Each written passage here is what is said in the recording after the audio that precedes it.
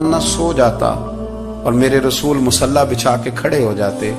او یار کھیتی باڑی کر کے نہیں، محنت مزدوری کر کے نہیں. جناب عائشہ کہتی ہیں میں یہ بھی دیکھتی کہ حضور ایک آیت شروع کرتے تو ساری رات اسی کو پڑھتے، اور میری نظر جاتی تو قدم مبارک پہ ورم آ جاتا.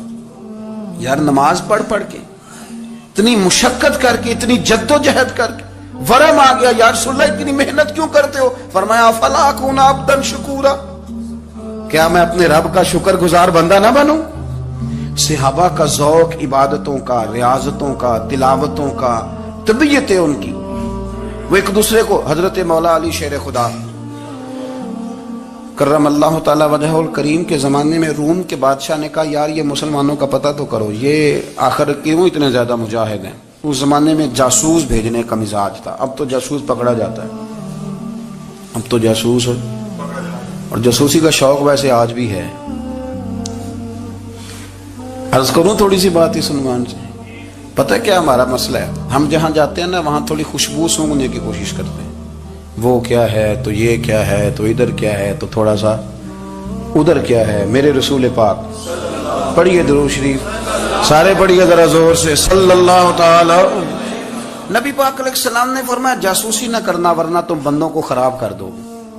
اور فرمایا اس طرح نہ ہو کہ تم کسی کے آپ کھول نہ نکلو تو تمہارے پہلے کھول جائیں. یہ جو ذوق ہے نا یہ ختم کریں، چھوڑیں. مطلب آپ کس چکر میں پڑے ہوئے ہیں؟ اتنی زیادہ توجہ کرنے کی کیا ضرورت ہے؟ اپنے کام سے کام رکھیں. اس میں بندہ تھوڑا سا نا آسان رہتا ہے. یہ جو بہت زیادہ ٹٹولنے والے لوگ ہوتے ہیں نا وہ بےچارے پھر عمر ٹٹولتے ہی گزار دیتے ہیں، اس لیے کہ مزاج ہی بہت پکا ہے. بوری کا منہ کھول کے اندر تک ہاتھ ڈالنا تو پھر کئی دفعہ سامنے سے بچھو بھی لڑ جاتا ہے، خرابی ہوتی. تو جاسوسی کی جاتی تھی. اس نے بھی جاسوس بھیجے کیونکہ قبیلوں کے لوگ تھے، کچھ مسلم کچھ کافر، پہچانے نہیں جاتے تھے لوگ. تو کچھ لوگ اس نے بھیجے، انہوں نے آ کے نا تحقیق کی، ریسرچ کری کہ آخر ماجرا کیا ہے. تو واپس جا کے انہوں نے رپورٹ دی نا روم کے بادشاہ کو. اس رپورٹ کا ایک جملہ بڑا شاندار ہے. وہ کہنے لگا بادشاہ ہمیں مسلمانوں کی کوئی سمجھ نہیں آئی،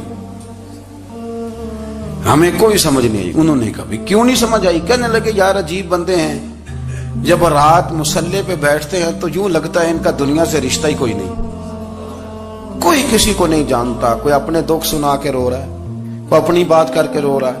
لگتا ہے کہ ان کا کوئی رشتہ ہے ہی نہیں جب مصلی پہ بیٹھتے ہیں. اور فرمایا جب سویرے یہ جہاد کرنے نکلتے ہیں تو لگتا ہے ان سے زیادہ دلیر ہی کوئی نہیں. حالانکہ جو مسلوں پہ رونے دھونے کے لوگ ہوتے ہیں وہ کئی دفعہ جہاد میں کام نہیں کرتے، لیکن عجیب لوگ ہیں کہ رات کے راہب ہیں، دن کے مجاہد ہیں، کوئی سمجھ نہیں آتی. میرے عزیز ان لوگوں نے مصلی آباد کر کے رکھا، تلاوتیں ان کا ذوق رہی، منظر روز پڑھنا، اسباق پڑھنا، وظائف پڑھنا یہ ان کا ذوق رہا. اعلیٰ حضرت بریلوی رحمت اللہ نے 1000 کتاب لکھی ہے، لیکن الوظیفۃ الکریمہ کے نام سے جو وہ صبح و شام وظائف پڑھتے تھے وہ الگ انہوں نے ان کو بیان کیا. پابندی کے ساتھ اپنی اللہ اللہ کرتے. شیخ شہاب الدین سہروردی رحمت اللہ علیہ اس پر ایک بندے نے اعتراض کیا. اس نے کہا جی آپ کس قسم کے صوفی ہیں، مرید بیٹھے ہیں اور آپ وہاں نفل پڑھ رہے ہیں؟ یہ بھی بڑا مسئلہ ہوتا ہے نا. جو بندہ ملنے آتا ہے وہ اپنے ٹائم کے حساب سے آتا ہے، اور پھر اس کا یہ بھی خیال ہوتا ہے کہ پیر صاحب جو ہیں وہ چونکہ درویش ہیں تو نہ انہیں روٹی کھانی چاہیے نہ سونا چاہیے، چونکہ وہ درویش ہیں، اور ہم چونکہ درویشوں کے ماننے والے ہیں لہذا ہمارا یہ طریقہ ہونا چاہیے کہ جیسے ہم کہیں درویش ویسے ہی کر جائے. حالانکہ جس کو آپ درویش کہیں گے آپ اس کی مانیں گے، آپ منوائیں گے نہیں. ہمارا مزاج ہوتا ہے. شیخ شہاب الدین پر لوگوں نے اعتراض کی، حضور لوگ ملنے آئے ہیں، زیارت کرنے آئے ہیں، یہ بندے دعا کرانے آئے ہیں، اللہ اللہ کرانے آئے اور آپ نفل پڑھ رہے ہیں. کیا جملہ ہے، کیا حسن ہے، کیا خوبصورتی ہے. فرمانے لگے رب رسول سے مانگنے کے لیے مصلی بچھایا ہے، اگر وہاں سے مانگوں گا نہیں تو تمہیں دوں گا کیا؟ پہلے مجھے کچھ لے تو لینے دو، اگر میرے پلے کچھ ہے ہوگی تو آگے دوں گا نا. تو میں مانگنے گیا تھا کہ یا اللہ دے تیرے بندے لینے آئے، دے تو میں کچھ لوں گا تو آگے دوں گا نا. لیکن ہمارا یہ سٹیٹس، یہ مزاج، یہ شعور نہیں ہے. گپیں، کہانیاں، داستانیں، گفتگو، خطابت، واز، کیا بات. لیکن اگر کچھ کرنے کا کام ہو تو وہ نہیں ہم سے ہوتا. میرے نبی کریم علیہ الصلوۃ والسلام نے مصلی سے دل لگانے کا درس دیا. حضور نے توجہ دلائی. صحابہ اس ذوق کے حامل لوگ تھے، وہ کوشش کرتے تھے. جناب صدیق اکبر رضی اللہ تعالیٰ عنہ کا عبادت کا مزاج ہمیشہ قائم رہا. حضرت عمر فاروق ساری رات اللہ کے حضور کھڑے رہے. حضرت عثمان غنی رضی اللہ تعالیٰ عنہ عشاء کی نماز پڑھ کے 2 رکعتوں کی نیت باندھتے تھے. 15 سپارے پہلی رکعت میں پڑھ دیتے تھے اور 15 سپارے قرآن مجید کے دوسری رکعت میں پڑھ دیتے.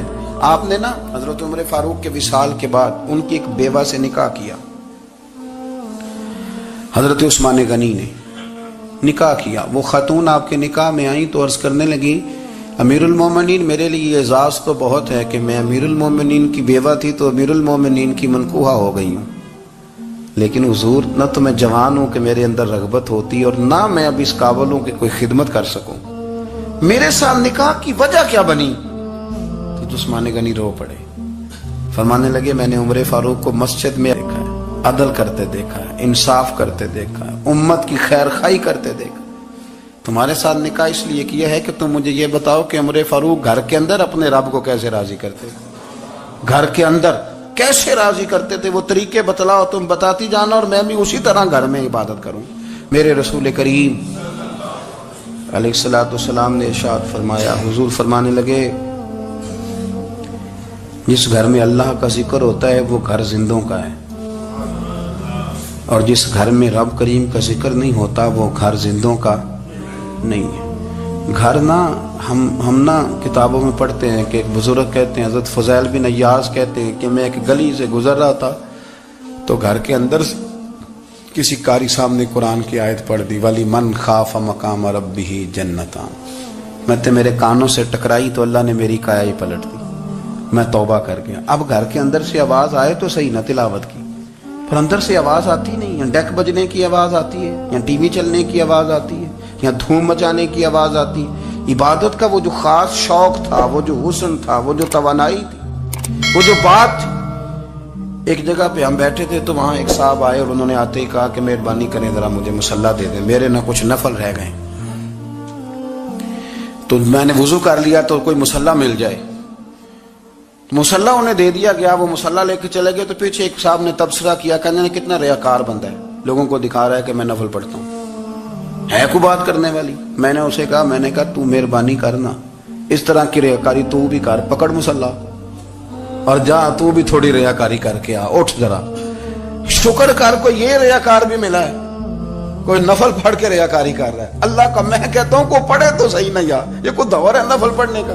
اس میں تو لوگوں کا مزاج ہی نہیں، طبیعت ہی نہیں. میں نے کہا چل مہربانی کر یہ لے مصلی اور تو بھی جا تھوڑی سی یا کاریا ریاکاری کرو تو صحیح نا. مزاج ہی نہیں، ذوق. جمعے کی نماز پڑھ کے یوں دنیا بھاگتی ہے، او ہو پتہ نہیں کون سی پیچھے آگ تھی جو بجھائی جائے گی. اور آج تک لوگ مسئلہ پوچھ رہے ہیں کہ جمعے کی بعد والی سنتیں کتنی ہوتی ہیں. میں نے کہا کتنے سال ہو گئے جمعہ پڑھتے، کتنے سال ہو گئے، ابھی تک سنتوں کا نہیں پتا، ابھی تک نے علم کے پہلے کتنی رکھتے ہیں اور بعد میں کتنی رکھتے ہیں. فجر کی سنتیں کب پڑھنی چاہیے، سنو فجر کی سنتوں کے بارے میں. میرے رسول کریم سید عالم صلی اللہ تعالی علیہ وسلم سے ایک صحابی نے پوچھا تھا، حضور میری فجر کی سنتیں رہ گئیں یا رہ جاتی ہیں تو حکم کیا ہے، کیا انداز ہے حضور کا. بخاری مسلم کے لفظ سنو. حضور سید عالم صلی اللہ علیہ وسلم فرمانے لگے، اس نے کیا پوچھا تھا، حضور جواب کیا دیتے ہیں؟ فرمایا فجر کی سنتیں کبھی نہ چھوڑنا، فجر کی پہلی 2 سنتیں کبھی نہ چھوڑنا. یا رسول اللہ صلی اللہ تعالی علیہ وسلم میری رہ گئی ہیں، رہ جاتی ہیں. فرمایا فجر کی 2 سنتیں نہ چھوڑنا. فرمایا فجر کی پہلی 2 سنتیں مجھے دنیا اور دنیا کے اندر جو کچھ ہے وہ سب سے زیادہ پیاری ہے. فجر کی 2 سنتیں دنیا اور دنیا میں جو کچھ ہے مجھے وہ سب سے زیادہ پیاری ہیں، اس لیے فجر کی سنتیں نہ چھوڑنا. اپنا ذوق، اپنی طبیعت، ہم نے نا ذوق غلط بنا لیا ہے. اگر 20 بندے کہہ بھی دیں گے تو نے بڑی شاندار تلاوت کیا تو کیا اس سے بنے گا؟ 100 بندہ کہہ بھی دے تیری کیا بات ہے، کیا بات ہے نعت خاں کی، کیا بات ہے علامہ صاحب کی، پیر صاحب کی، پیر مہر علی شاہ صاحب رحمت اللہ علیہ. آپ تشریف فرما تھے تو آپ کے ایک ہی بیٹے بابو جی جن کو کہا جاتا ہے، جس دن صاحبزادے پیدا ہوئے تو خادم نہ وہاں سے نکلا.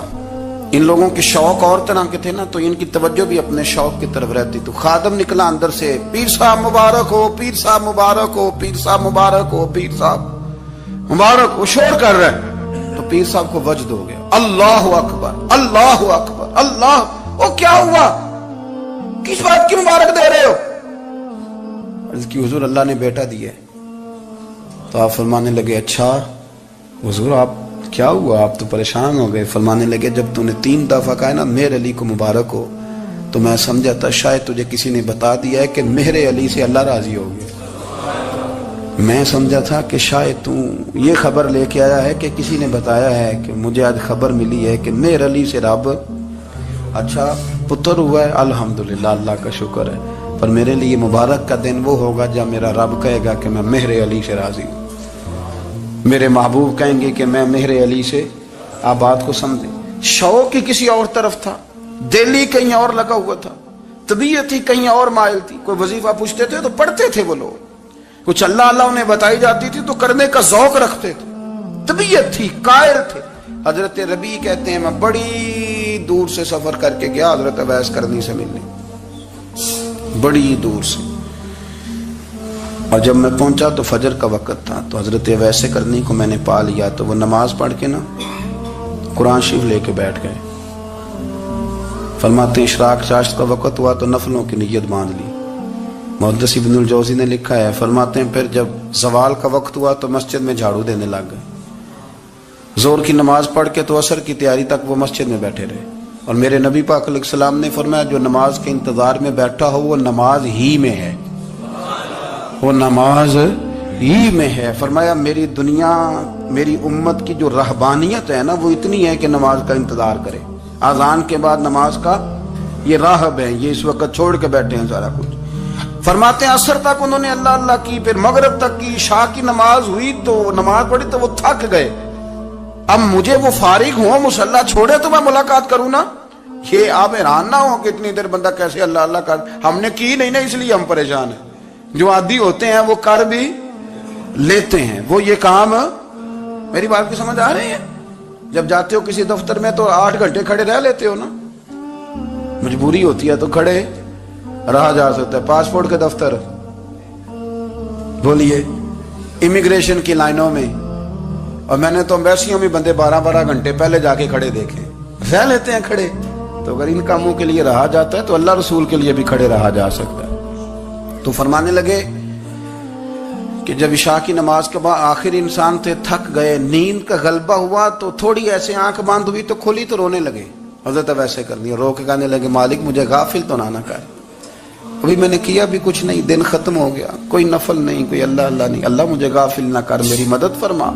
फरमाते हैं जब वो रोए तो मेरे साथ जो शख्स था मैंने कहा उठो चलें। कहने लगा हुजूर मिलना नहीं। फरमाया जो मैं लेने आया था वो मुझे मिल गया, जो मैं इनसे सीखने आया था वो मुझे नसीब हो गया, अब और मैंने क्या लेना, खत्म हो गई बात, उठो चले।